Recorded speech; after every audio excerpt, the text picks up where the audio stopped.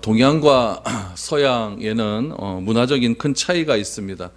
또 어떤 일들을 행할 때도 큰 차이가 있습니다. 서양은 결과를 좀 중요시 여깁니다. 그러나 동양은 결과보다는 과정을 좀 더 중요시 여기는 차이가 있습니다. 그래서 서양에는 결과가 좀 잘 나오면 그 결과에 따르는 과정에 불편함이 있더라도 크게 신경을 쓰지는 않습니다.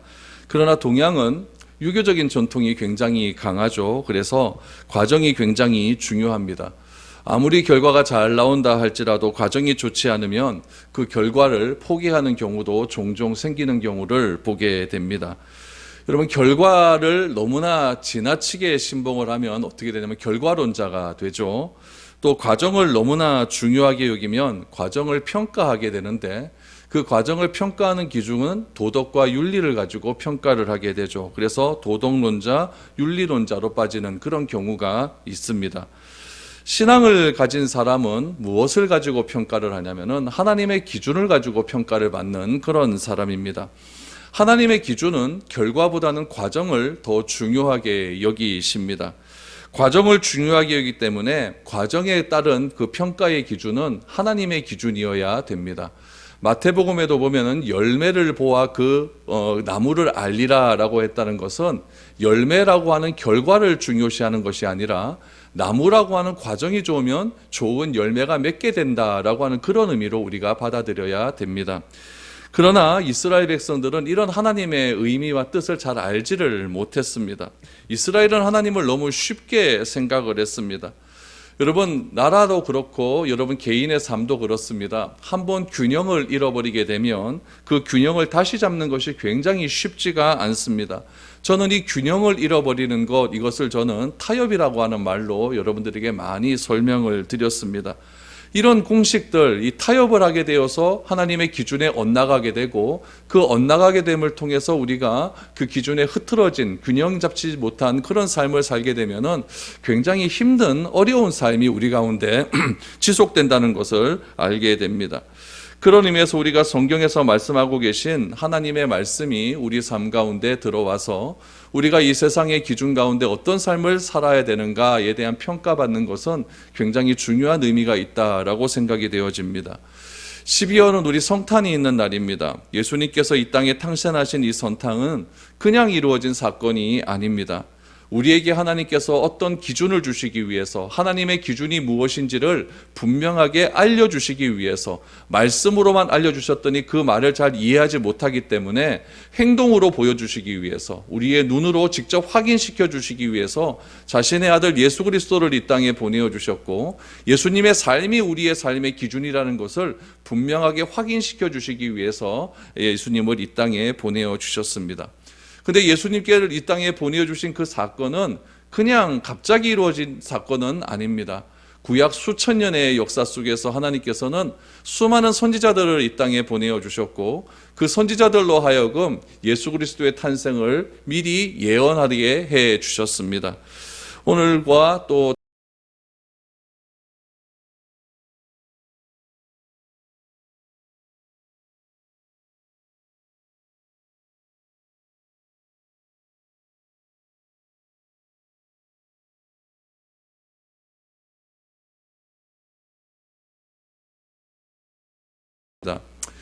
이사야 선지자는 예수님이 이 땅에 오시기 전 700년 전에 활동하던 그런 선지자였습니다.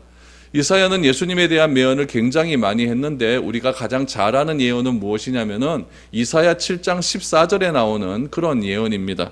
이사야 7장 14절 말씀에 보시면, 그러므로 주께서 친히 징조를 너희에게 주실 것이라. 보라, 처녀가 잉태하여 아들을 낳을 것이요 그의 이름을 임마누엘이라 하리라 라고 말씀을 합니다. 예수님께서 처녀의 몸에서 아이가 탄생할 것을 예언했고, 그 이름을 임마누엘이라 라고 그렇게 지을 것을 예언합니다. 이 예언은 마태복음에서 그대로 성취가 되어집니다. 그래서 마리아의 몸에서 예수님께서 태어나게 되었고, 그 예수님의 이름이 임마누엘이다 라고 하는 징조로서 우리에게 보여주셨다는 사실은 분명히 나타나고 있습니다. 또 한 군데 이사야 11장에 보시면은 6절에서 8절까지 이새의 후예로서 이 땅에 오신 예수 그리스도에 대한 예언이 나타납니다. 이새의 후손으로서 이 땅에 오실 것인데 그때는 이리가 어린 양과 함께 살며 푸범이 어린 염소와 함께 누우며 송아지와 어린 사자와 살찐 짐승이 함께 있어 어린 아이에게 끌리며 암소와 곰이 함께 먹으며 그것들의 새끼가 함께 엎드리며 사자가 소처럼 풀을 먹을 것이며 젖먹는 아이가 독사의 구멍에서 장난하며 젖된 어린 아이가 독사의 굴에 손을 넣을 것이다 라고 말을 합니다. 여러분, 이 말씀을 반대로 생각하시면 됩니다. 이 말씀을 반대로 생각하시면 어떤 세상이 나오냐면 오늘 우리가 살고 있는 세상이 나옵니다. 우리가 살고 있는 세상은 어떤 세상이냐면은 물어뜯고 죽이고 핍박하는 세상입니다. 이 말은 무엇이냐면 수단과 방법을 가리지 않고 살아남는 자가 승리한다는 승리 독식에 대한 그런 사회를 비판하고 있는 것이죠. 하나님이 다스리는 나라는 그런 나라가 아니라는 이야기입니다. 이사야 선지자는 얘기하죠. 이새의 후손 가운데에서 한 아이가 태어날 것인데 그 아이가 다스리는 나라는 어떤 나라냐? 서로 물어뜯어서 서로 자기의 사랑하는 이웃들을 다 짓밟고 나만 살아남는 그런 나라가 아니라 공평과 정의가 이루어지는 나라, 서로 물어뜯는 나라가 아니라 온전히 하나님 안에서 평강을 누리는 그런 나라가 임하게 될 것이다 라고 예언을 합니다. 또 하나 우리 이사야 55장 말씀에 보면 우리가 잘 아는 예언의 말씀, 메시아가 오셔서 고난을 받는 장면, 그런 예언의 장면들이 등장을 합니다. 예수님의 고난을 직접 눈으로 본 것 같은 너무나 생생한 장면들이 이사야 55장에 보면 등장을 하지 않습니까? 예수님의 고난받으심과 죽으심과 책찍받으심과 조롱받음과 침뱉음 당한 모든 것들이 이사야 55장에 그대로 예언이 되어 있습니다. 어떻게 이런 예언을 할 수 있을까요? 하나님께서 영감을 주신 것입니다. 이제 700년 뒤에 이런 일들이 너희에게 일어날 것인데 그 한 아이가 오게 되면 이 땅 가운데는 이런 나라가 임하게 될 것이다 라는 것을 상징적으로 보여주시고 있는 것이죠. 그럼 왜 하나님께서 이러한 예언을 하실 수밖에 없을까요? 하나님께서 자신의 형상과 모양으로 우리를 지으셨지만 사람이라고 하는 존재는 이리저리 끌려다니면서 하나님의 형상과 모양을 다 잃어버리고 말았습니다. 그래서 하나님께서는 형상과 모양을 잃어버린 그 사람을 향하여 고쳐 쓰기를 원하지 않았습니다. 우리는 무슨 기계 같은 거 사면은 조금 잘못되면 고쳐 쓰지 않습니까? AS 센터 가서 고쳐 쓰면 되는데 하나님은 우리 인간이라고 하는 이 형상과 모양대로 지은 인간이 고쳐 쓰기에는 너무나 타락해버린 거예요. 그래서 고쳐 쓰지를 않고 다시 창조하기를 원하셨습니다. 그래서 성경은 다시 창조한다. 그래서 새로운 피조물이 되었다라고 말을 합니다. 새로운 피조물이 된 상태를 무슨 상태라고 이야기하냐면은 구원받은 상태다라고 이야기를 하는 것이죠. 내가 구원받은 상태가 되면은 예수 그리스도를 통해서 예언된 예수 그리스도를 통해서 내가 구원을 받게 되면은 어떻게 되어지느냐? 새로운 피조물이 되어지는데 그 새로운 피조물이 다스리는 세상, 그 새로운 피조물로서 우리가 함께 공유하는 세상은 우리가 참으로 아름다운 세상, 샬롬의 은혜가 넘쳐나는 그런 세상이 될 것이다 라고 예언을 하고 있는 것이죠. 오늘 이스라엘 백성들에게, 망할 수밖에 없는 이스라엘 백성들에게 지금 하나님께서는 이사야 선지자를 통해서 이런 일들이 일어나게 될 것이다 라는 것을 예언적으로 말씀해 주시고 있는 겁니다. 오늘 이사야 9장 말씀은 전체적인 주제가 평강의 왕이라고 하는 그런 주제를 가지고 서술을 하고 있습니다. 그런데 이 평강의 왕이 되신 이 이사야 9장 말씀을 이해하기 위해서는 한 절을 더 보아야 될 구절이 있습니다. 그것은 8장 22절에 관한 말씀입니다. 이사야 8장 22절의 말씀을 근거로 해서 우리는 오늘의 말씀을 볼 수가 있습니다. 이사야 8장 22절 같이 한번 읽어보겠습니다. 시작. 땅을 굽어보아도 환난과 흑암과 고통의 흑암뿐이니 그들이 심한 흑암 가운데로 쫓겨 들어가리라. 지금 하나님의 기준에 어긋난 삶의 상태를 이야기하고 있는 것이죠. 하나님의 기준에 어긋난 삶을 살다 보니 어떻게 되었느냐? 깜깜한 곳을 손을 더듬어 간다는 이야기예요. 손을 더듬어 가도 너무 어둡다 보니까 아무것도 보이지도 않고, 그래서 그 시간들이 어떤 시간이 되었냐면은 고통의 시간이 되었다라는 것을 이야기하죠. 왜 이런 고통의 시간이 되었을까요? 내 판단과 내 기준대로 살았기 때문에 그렇다는 이야기입니다. 타협의 삶을 살았기 때문에 그렇다는 이야기죠. 그러자 내가 사는 이 땅을 살펴보아도 환난과 고통밖에 없는 세상을 8장 22절에서는 무엇이라고 이야기하냐면은 흑암과 고통의 뭐뿐이다? 흑암뿐이다 라고 이야기합니다. 내 기준대로 살아서 어지러운 세상을 무엇으로 묘사하고 있냐면은 흑암, 어두움으로 묘사를 하고 있다는 이야기죠. 그 흑암 가운데 사는 삶이 어떤 삶이냐? 아무런 소망이 없는 삶이라는 이야기죠. 심한 흑암 가운데로 쫓겨 들어갔다라고 이야기를 합니다. 누가 그렇다는 이야기입니까? 이사야 선지자 시대로 보면은 지금 이스라엘 백성들이 그런 상황에 처해 있다라는 것을 지금 강조하고 있는 것이죠. 곧 우리의 삶이 그렇다는 이야기입니다. 우리의 삶이 타협하는 삶을 살게 되면 흑암 가운데에 대해서 아무것도 못하는 그런 삶이 될 수밖에 없다는 이야기입니다. 이런 소망 없는 인생 가운데 하나님께서는 이사야 선지자를 통해서 우리가 다시 한번 하나님의 기준에 맞게 그렇게 하나님께 붙들린 인생이 되면은 어떤 삶이 되어질 것인가를 1절과 2절의 말씀을 통해서 우리에게 말씀해 주시고 있다라는 이야기죠. 그럼 우리가 하나님께 붙들린 인생이 되면 어떤 인생이 되어질까요? 첫 번째로 오늘 1절 말씀해 보니까 평강이 임하게 된다라는 것을 말합니다. 평강이 임하게 된다. 오늘 보면 1절을 다시 한번 보십시오. 전에 고통받던 자들에게는 흑암이 없으리로다. 옛적에는 여호와께서 스불론 땅과 납달리 땅이 멸시를 당하게 하셨더니 후에는 해변길과 요단 저쪽 이방의 갈릴리를 영화롭게 하셨느니라. 하나님께 돌이키게 되면 어떤 변화가 일어나게 되느냐? 그것은 버려진 땅, 쓸모없는 땅에 평강이 임하게 될 것이다 라고 예언을 하고 있습니다.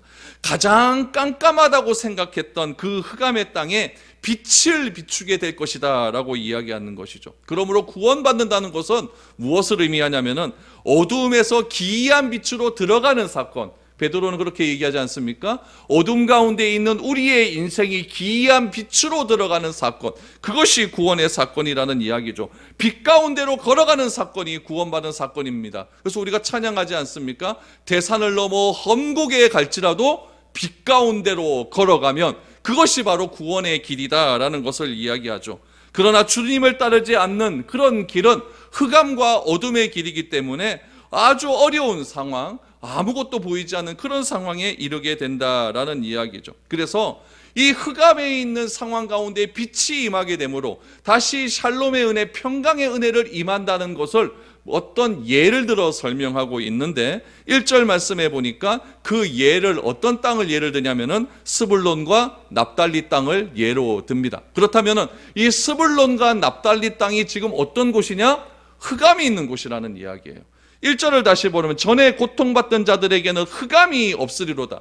스불론과 납달리는 늘 고통받던 지역이 있다는 거예요. 그렇기 때문에 흑암이 있었던 곳인데 이제는 그 땅 가운데 흑암이 없다라고 이야기를 합니다. 그럼 스불론과 납달리가 어디 있는지 알아야겠죠. 스불론과 납달리는 이스라엘의 북쪽에 있는 변방에 위치한 그런 곳입니다. 스불론과 납달리의 경계에 있는 나라가 무슨 나라면 아람이라고 하는 나라예요. 아람이라고 하는 나라가 있고 아람에서 동쪽으로 쫙 넘어가다 보면 아수르가 있고 바벨론이 있습니다. 아람이 이스라엘을 쳐들어옵니다. 아수르와 바벨론이 이스라엘을 쳐들어오면 꼭 어디를 지나치게 되냐면 스불론과 납달리를 지나치게 돼요. 그러면 여러분 전쟁의 위험 속에 늘 도사리고 있는 곳이 스불론과 납달리예요. 여러분들의 우리 지역, 우리나라도 그렇지 않습니까? 항상 전쟁에 이렇게 어려움 가운데 있는 그런 나라였지만은 여러분 이스라엘도 전쟁의 위험이 늘 언제나 고통 가운데 있었던 그런 나라였죠. 그 가운데서 이 스불론과 납달리는 더 어려운 거예요. 그러다 보니까 농사를 지어도 전쟁 한번 나면 농사 추수가 다 날아가 버리는 거죠. 늘 불안한 겁니다. 생존권의 위협이 느껴지는 거예요. 이스라엘은 북쪽으로 올라가면 올라갈수록 땅이 비옥하거든요. 물이 많거든요. 그러다 보니까 거기는 농사가 굉장히 잘 되는 곳이에요. 잘 되면 뭐합니까? 적들이 쳐들어와서 전쟁 한번 일으키면 내 풍년의 내 곡식들이, 내 자산들이 다 날아가는데요. 그러니까 늘 불안한 곳입니다. 전쟁이 많이 있다 보니까 무엇이 많을까요? 과부가 많습니다. 전쟁이 많이 있으니까 아버지가 없어요. 어머니가 없어집니다. 고아들이 많아요. 그러다 보니까 늘 어려운 곳이에요. 그러나 그런 흑암 가운데 있는, 어려움 가운데 있는, 고통 가운데 있는, 불안 심리에 사는 그 땅 가운데 이제는 무엇이라고 말을 하냐면 고통받은 자들에게 흑암이 없을 것이다. 여러분 이것은 기쁜 소식이라는 이야기예요. 기쁜 소식이라는 이야기. 고통과 죽음과 눈물이 빈번한 그 땅 가운데 이제는 기쁨의 소식이 임하게 될 것이다 라고 이야기하고 있는 것이죠. 여러분, 우리가 살아가는 세상이 그런 것 아니겠습니까? 우리가 살아가는 세상이 스불론과 같습니다. 우리가 살아가는 세상이 납달리와 같습니다. 얼마나 어지럽습니까? 얼마나 고통 가운데 있습니까? 그런 가운데 하나님의 구원의 메시지가 임하게 되면, 메시아가 이 땅 가운데 오시게 되면, 평화의 날이 오게 되면 여러분, 온전한 회복함이 우리 가운데 일어나게 될 것이다. 그 나라를 무엇이라고 얘기하느냐? 샬롬의 나라, 평화의 나라라고 그렇게 이야기합니다. 모든 사람이 걱정 없이 살 수 있는 그런 나라가 한 아이가 오게 되면은, 예시야가 오게 되면은, 이사야가 예언한 그 메시아가 오게 되면은 이런 일이 일어나게 될 것이다 라고 말합니다. 그에 대한 설명을 2절에서는 이렇게 설명을 하고 있죠. 흑암에 행하던 백성이 큰 빛을 보고 사망의 그늘진 땅에 거주하던 자에게 빛이 도다라고 말합니다. 여러분, 큰 빛이 임하게 된대요. 그 빛을 보고 사망의 그늘진 땅에 거주하던 자에게 여러분 비추어지는 때가 언제냐? 예수 그리스도가 이 땅의 주인이 되시는 그때. 그래서 여러분, 사도 요한은 예수님을 요한복음에서 무엇이라고 표현하냐면은 참 빛으로 표현하고 있습니다. 예수님께서 자신을 표현할 때 나는 세상의 빛이다 라고 이야기를 합니다. 빛이 필요한 곳은 어둠이 있는 곳에 필요한 것 아닙니까? 그러므로 성경은 세상을 어둠으로 묘사를 하고 있어요. 이 어둠 가운데 빛이 임하게 된다. 빛이 임하게 된다. 그 빛 대신 예수 그리스도를 내가 받아들이게 되고, 그 빛 대신 예수님을 내 가정이 받아들이고 우리 교회가 받아들이고 이 국가가 받아들이게 되면 그곳에서부터 하나님의 나라는 임하게 된다. 빛 대신 예수님께서 이 땅에 오셔서 제일 먼저 하신 말씀이 무엇입니까? 회개하라, 천국이 가까이 왔느니라. 자신이 빛으로 어둠 가운데 이 땅에 오심으로 천국 하나님 나라가 이 땅에 임했다는 것을 지금 선언하고 있는 것입니다. 그래서 2절에 말하는 것처럼 흑암 속에 고통받고 있는 자들에게 참된 자유와 평화가 선언되는 곳, 그곳이 바로 무슨 곳이냐? 한 아이가 이 땅에 오심으로 임하게 되는 나라를 상징적으로 이야기하고 있습니다. 두 번째는 어떻게 될까요? 두 번째는 대적들이 사라지게 된다라고 말합니다. 대적이 사라지게 된다. 3절에서 5절을 보십시오. 주께서 이 나라를 창성하게 하시며 그 즐거움을 더하게 하셨으므로 추수하는 즐거움과 탈취물을 나눌 때의 즐거움 같이 그들이 주 앞에서 즐거워하오니, 이는 그들이 무겁게 맨 멍에와 그들의 어깨의 채찍과 그 압제자의 막대기를 주께서 꺾으시되 미디안의 날과 같이 하셨음이니이다. 어지러이 싸우는 군인들의 신과 피 묻은 겉옷이 불의 섭같이 사라지니니 라고 말합니다. 예수 그리스도가 이 땅에 오셔서 빛으로 임하게 되면 어떤 일이 일어나느냐? 두 가지의 기쁨을 이야기합니다. 첫 번째는 추수하는 즐거움, 두 번째는 전쟁의 공포가 사라지는 기쁨, 이겁니다. 여러분, 이스라엘은 추수 때가 되면 잔치가 벌어집니다. 이스라엘 백성들에게 추수 때 잔치하라라고 하신 하나님의 명령은 언제 이루어진 명령이냐면 광야 생활 중에 이루어진 명령입니다. 광야 생활 속에는 이스라엘 백성들이 농사 짓지 않았거든요. 그런데 농사 짓지 않은 상태에서 너희가 농사를 짓게 될 것이다 라고 예언의 말씀을 해주셨어요. 그 예언의 말씀이 절기를 지키는 것으로 그렇게 표현이 되어 있죠. 유월절을 지키고 오순절을 지키고 장막절을 지키는데 그 모든 절기와 무엇과 관련되어 있다? 농사와 관련되어 있는 것 아닙니까? 그래서 그 절기마다 일주일씩 큰 잔치를 벌이게 됩니다. 큰 잔치를 벌리면서 무엇을 감사하냐면은 이렇게 우리에게 이른 비와 늦은 비를 주심으로 우리가 풍성한 풍년을 얻게 하신 하나님께 감사의 예배를 드리는 날이 있다는 거예요. 그 날이 언제냐? 추수 때예요. 근데 전쟁이 일어나게 되면 그 추수 때에 전쟁이 일어나서 그 모든 곡식들이 다 불타 없어버리니까 이게 즐겁지가 않게 되는 것 아니겠습니까? 오늘 3절에 보니까 주께서 이 나라를 창성하게 하시며 그 즐거움을 더하게 하셨다라고 말합니다. 그 즐거움이 어떤 때냐? 추수하는 즐거움, 추수하는 즐거움. 또 하나 탈취물을 나눌 때라고 말합니다. 탈취물이라고 하는 건 전쟁에서 승리할 때입니다. 그래서 성내에서 승리해서 적군의 모든 것들을 갖고 오면 그것을 n분의 1로 나누죠. 나누게 되면 그 탈취할 때의 즐거움이 큰 거예요. 고대 이스라엘 국가에서의 전쟁은 무엇과 무엇의 싸움이라고 말씀을 드렸냐면은 신들과 신들의 싸움 아닙니까? 내가 믿는 하나님의 신이 저 이방의 신보다 높다는 이야기예요. 크다는 이야기죠. 그 신을 눌렀다는 이야기입니다. 내가 믿는 신이 가장 크기 때문에 거기에서 오는 기쁨이 커요. 그 기쁨에 대한 보답으로 많은 탈취물을 허락해 주시는 거예요. 그 탈취물을 모든 백성들에게 나누어 줍니다. 그때의 즐거움이 얼마나 크겠습니까? 그 지날 때 기뻤던 그 즐거움을 무엇에 비유할 수 있느냐? 구원의 즐거움과 비유할 수 있다는 거예요. 그런데 이 비유물이 참 재미가 있어요. 다 무엇과 관련되어 있냐면은 먹고 사는 것과 관련되어 있습니다. 여러분, 통장에 돈 많이 찍히면 되게 좋잖아요. 그렇죠? 점점 많아지면 좋은 것 아닙니까? 구원의 기쁨이 그것과 비견된다는 이야기. 얼마나 기쁜지 몰라요. 풍년이 되면 얼마나 즐거운지 몰라요. 탈취물이 나에게 들어오면 얼마나 즐거운지 몰라요. 구원의 기쁨은 그런 기쁨과 같다라고 이야기하고 있는 것입니다.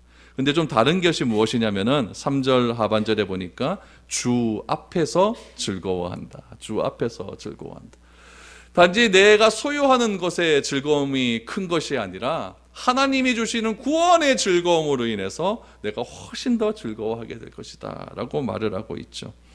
그렇게 된 이유를 무엇이라고 이야기하면 4절에서 이렇게 이야기합니다. 그 압제자의 막대기를 주께서 꺾으시되, 그 압제자의 막대기를 주께서 꺾으시되. 그러니까 나를 어려움 있게 하는 모든 것들은 흑암에 있는 것들이에요. 흑암에 있게 하니까 우리가 절망을 하게 되죠. 그 절망 가운데 있게 하는 그 압제자의 막대기, 압제자의 막대기는 그 막 쥐봉 이런 것 아니겠습니까? 그것을 누가 꺾으시냐? 주께서 꺾어주셨기 때문에 우리에게는 무엇이 넘치게 된다? 즐거움이 넘치게 된다라는 것이죠. 강력한 대적이 사라진다는 이야기입니다. 전쟁에서 승리를 하게 된다는 이야기죠. 그래서 이스라엘은 항상 만날 때마다 인사하는 것이 샬롬이에요. 샬롬. 평강이 있기를 바랍니다. 평강. 우리는 어떻게 인사합니까? 식사하셨습니까? 그렇죠? 왜 식사하셨습니까? 인사해요. 하도 못 먹고 살았으니까 그런 거 아닙니까? 그러니까 이스라엘은 평강, 샬롬 하는 얘기가 뭐냐면은 맨날 전쟁이 있으니까 좀 평화가 있었으면 좋겠다. 그래서 샬롬, 반가움은 샬롬 샬롬 이렇게 인사를 하는 거죠. 전쟁이 없고 평화의 세상이 임한다는 것. 그건 언제 임하게 되느냐? 메시아가 임하게 되면, 예시아가 다스리는 나라가 되면은 그 땅은 진짜 샬롬의 나라가 될 것이다 라고 이렇게 이야기를 하고 있는 것이죠. 샬롬의 나라는 결국 어떤 나라냐? 대적들이 다 사라지는 나라다. 주께서 대적의 막대기를 꺾는 그런 나라가 바로 샬롬의 나라다라는 것을 강조하고 있는 것이죠. 이런 구원의 시대를 우리에게 주십니다. 그러자 어두움이 사라지게 되죠. 참된 즐거움의 시대를 허락하시는데 그것이 바로 메시아가 이 땅에 오면은 가능한 일이라고 말씀드리지 않습니까? 그럼 메시아는 과연 어떤 분이냐? 6절에 보니까 그 메시아를 몇 가지로 소개를 하고 있습니다. 메시아는 어떤 분일까요? 6절 보십시오. 이는 한 아이가 우리에게서 낳고 한 아들을 우리에게 주신 바 되었는데 그의 어깨에는 정사를 메었고 그의 이름은 기묘자라 모사라 전능하신 하나님이라 영존하신 아버지라 평강의 왕이라 할 것이라. 여러분, 이사야가 메시아를 이렇게 표현합니다. 한 아이가 우리에게서 낳고 한 아들을 우리에게 주셨다라고 말을 합니다. 여러분, 이사야는 예수님이 오시기 전 700년 전의 사람입니다. 그럼 여러분, 문법적으로 이야기하면 어떻게 이야기해야 될까요? 한 아이가 우리에게 올 것이며, 그렇죠? 한 아들을 우리에게 주실 것이다 라고 이렇게 미래형으로 쓰는 게 맞죠. 근데 여기는 무엇이라고 얘기하면 한 아이가 우리에게 낳고, 과거형으로 씁니다. 한 아들을 우리에게 주신 바 되었는데 과거가 완료되었어요. 그렇죠? 그러니까 이걸 확실한 믿음, 확실하게 오신다라는 것을 확증적으로 이야기하고 있는 것이죠. 이사야는 확실하게 아는 겁니다. 한 아이가 우리에게서 왔어요. 낳았다고 이야기합니다. 그 아이는 반드시 우리에게 주신 바 된다라고 이야기하죠. 될 것이다도 아니고 됐다라고 이야기합니다. 실행되지 않았지만 앞으로 확실하게 된다라는 것을 강조하는 것이죠. 그렇다면 하나님이 우리에게 낳고 주셨다는 것은 확실하게 메시아가 임할 것을 강조하고 있는 것인데 그 메시아를 무엇으로 표현하고 있냐면은 어깨에는 정사를 메었다. 정사. 여러분이 정사라고 하는 히브리어는 무엇이냐면 정부라는 뜻이에요. 정부. 그러니까 나라, 한 국가를 우리가 정부라고 하잖아요. 그렇죠? 그러니까 정부라고 하는 그런 의미가 담겨져 있습니다. 그 아이에게는 어깨에 무엇이 있느냐? 한 나라가 메어져 있는 거예요. 한 나라, 한 국가가 메어져 있다는 이야기죠.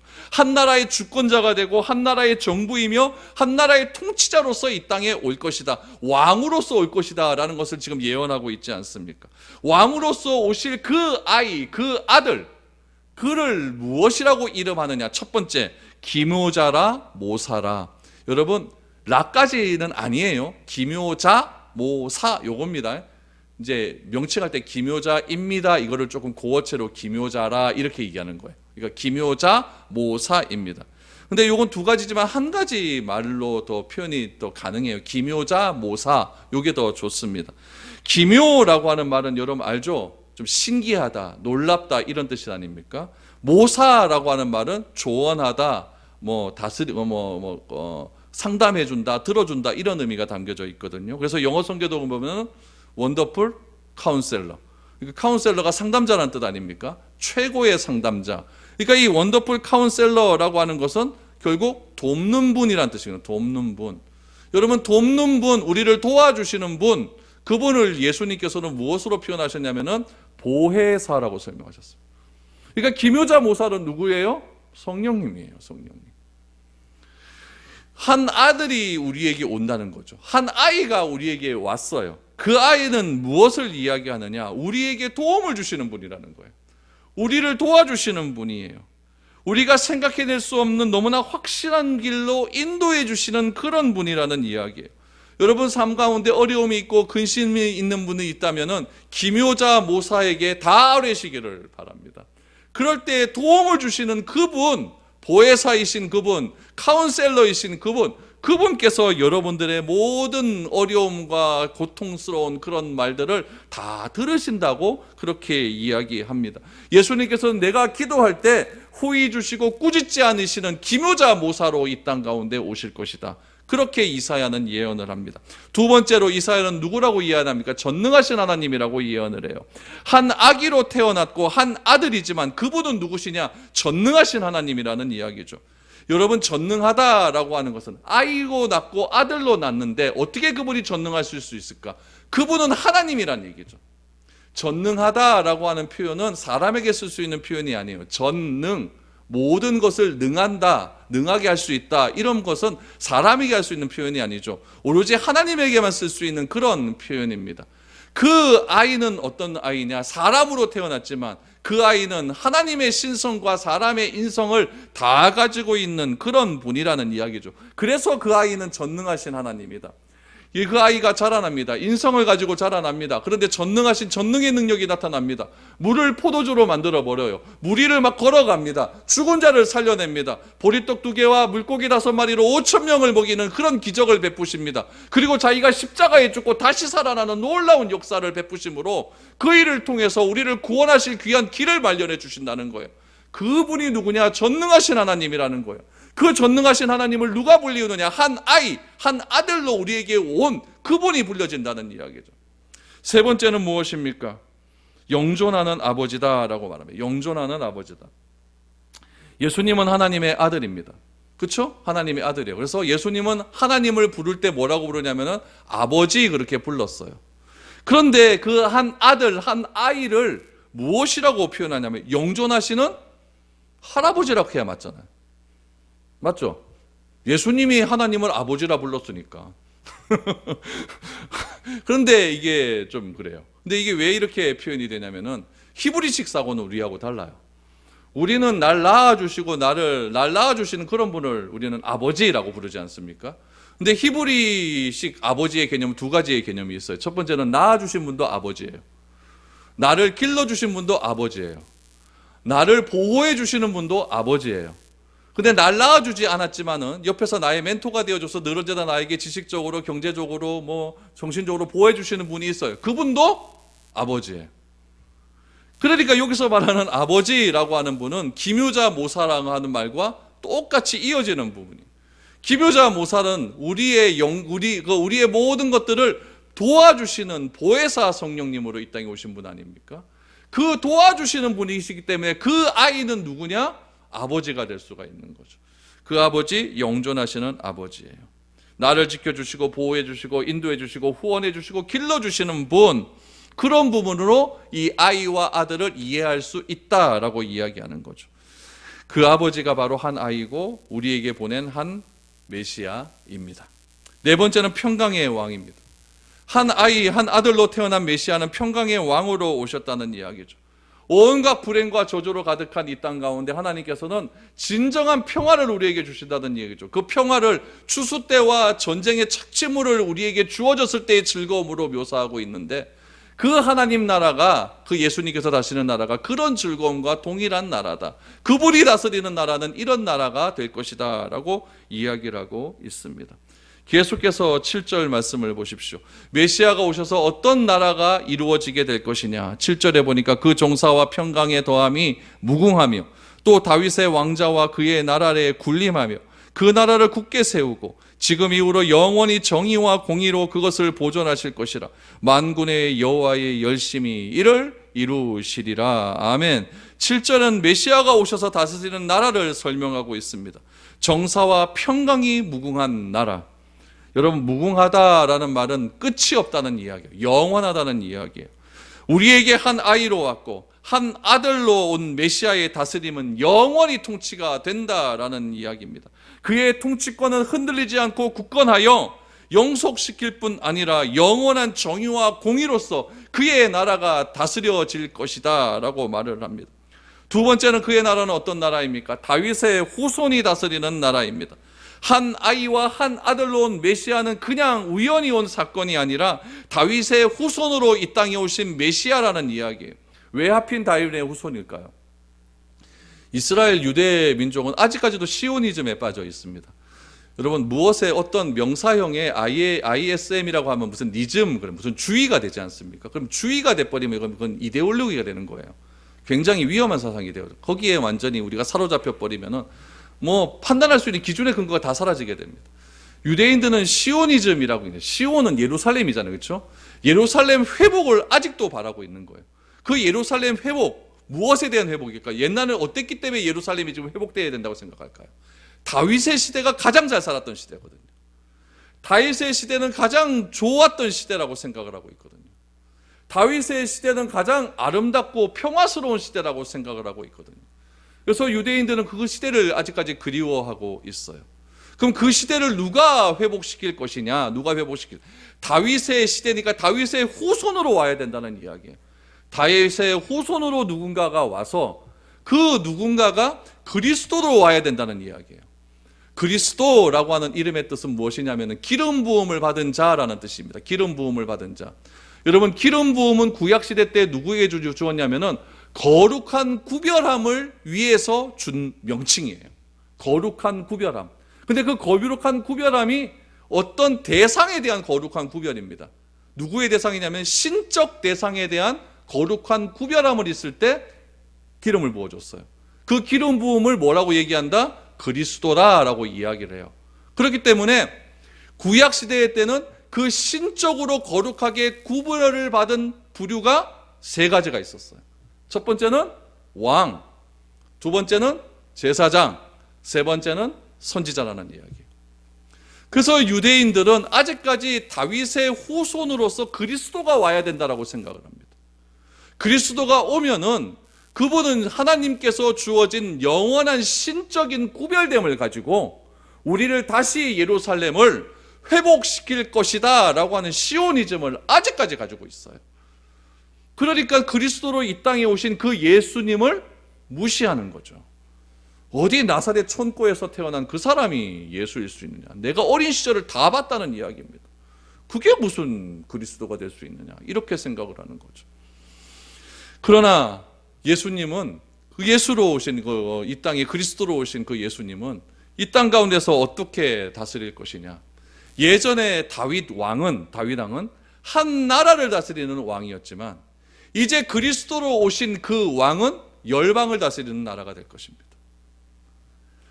한 나라에서 다스렸던 그 제사장은 한 개인과 한 민족의 죄를 사하는 제사장이었지만 그리스도로 이 땅에 오신 예수님은 온 세상의 죄를 회복하시는 그런 제사장으로 이 땅에 오셨습니다.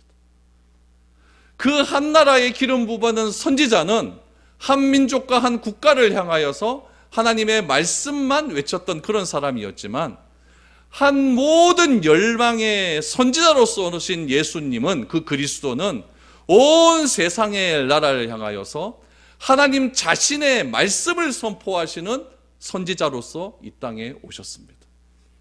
그것이 그리스도의 의미입니다. 다윗이 후손이 다스리는 나라는 그런 나라가 될 것이라는 거죠. 한 개인, 한 국가에 속해져 있는, 국한되어 있는 그런 나라가 아니라 온 민족과 열방 가운데 다스리고 죄를 사하시고 하나님 말씀을 선포하시는 그분으로서 이 땅에 오시는 분, 그분이 누구냐? 다윗의 후손이 다스리는 나라라는 이야기입니다. 그것이 그리스도예요. 그리스도. 그러니까 구약시대에는 그리스도라는 말을 많이 사용했겠죠. 그렇죠? 왕에게도 그리스도라고 이야기했고, 또한 선지자에게도 그리스도라고 얘기했고, 또 제사장에게도 그리스도라고 이야기를 했어요. 그러나 그 그리스도라고 하는 개념이 이제 신약시대로 와서 누구에게로 집중이 됩니까? 예수님에게 집중이 되는 거죠. 그래서 예수 그리스도라고 하는 것은 이제 예수님을 통해서 구약에 예언되었던 모든 것들이 이제 성취된다라고 하는 그런 의미가 담겨져 있는 것이죠. 그래서 한 개인, 한 민족에게 국한되었던 그런 그리스도라는 개념이 이제는 온 나라 전 우주적인 개념으로 바뀌었기 때문에 세 번째 보니까 영원토록 존재하는 나라가 될 수 있는 겁니다. 세상의 나라는 여러분 시간적인 제한을 받습니다. 처음이 있으면 끝이 있죠. 그렇죠? 중국의 역사가 아무리 찬란하다고 해도 여러분, 중국의 역사도 언젠가는 끝이 날 겁니다. 이 지구의 역사도 끝이 날 거죠. 성경적인 세계관은 뭐냐? 시간에 대한 세계관은 처음이 있으면 끝이 있다. 그래서 우리는 알파와 오메가가 된다. 시작과 끝이 있다는 세계관을 가지고 있습니다. 그러나 주께서 다스리는 나라는 그 시작과 끝, 이 시공간을 초월하는 나라예요. 그렇기 때문에 영원토록 존재하는 나라, 이 영원토록 존재하는 나라를 시공간에 제한된 우리의 삶 속에서 조금씩 맛보아야 된다는 이야기예요. 그 즐거움을, 추수 때의 즐거움, 그 즐거움을 그냥 갑자기 통장에 꽁돈이 들어왔을 때의 즐거움으로 표현하고 있지 않습니까? 우리는 그 즐거움을 어떻게 받아들일 수 있을까요? 하나님 말씀의 순종함을 통해서 내가 순종했더니 이렇게 기쁘구나 라고 하는 그 기쁨, 그 기쁨이 영원토록 지속되는 곳이 언제나 어디라고요? 하나님이 통치하시는, 우리 그리스도가 통치하시는 그 나라가 될 것이다. 그것을 지금 이사야 선지자는 지금 예언하고 있습니다. 예수님은 이런 능력을 갖추신 분으로 이 땅에 오셨습니다. 비록 우리가 생각했을 때 한 아이, 한 아들로 오신 그 예수님, 우리 성화 같은 데 보면 아기 예수님 이렇게 다쳐서 보면 참 귀엽다, 뭐 이렇게 보지. 그 귀여운 아이가 뭘 하겠노? 이렇게 생각할지 모르지만은 그 아이를 통해서 여러분, 하나님은 놀라운 일들을 행하십니다. 특별히 여러분 7절 제일 마지막을 보십시오.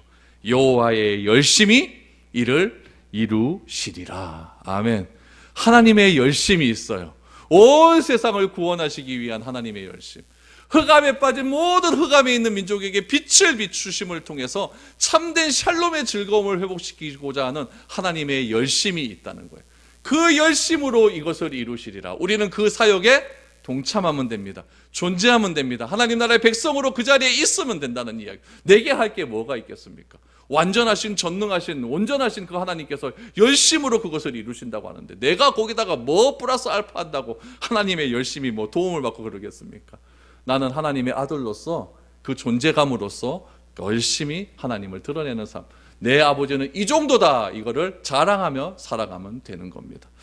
예수님은 이 일을 위해서 이 땅에 오신 것입니다. 예수님을 통한 영원한 기쁨이 여러분 개인 삶 가운데 충만해질 수 있기를 축복합니다. 그래서 이번 한 주간 살아가실 때 이 하나님의 열심을 여러분 맛보시고 기대하는 마음으로 기쁨으로 살아가는 복된 인생이 될 수 있기를 축복드립니다.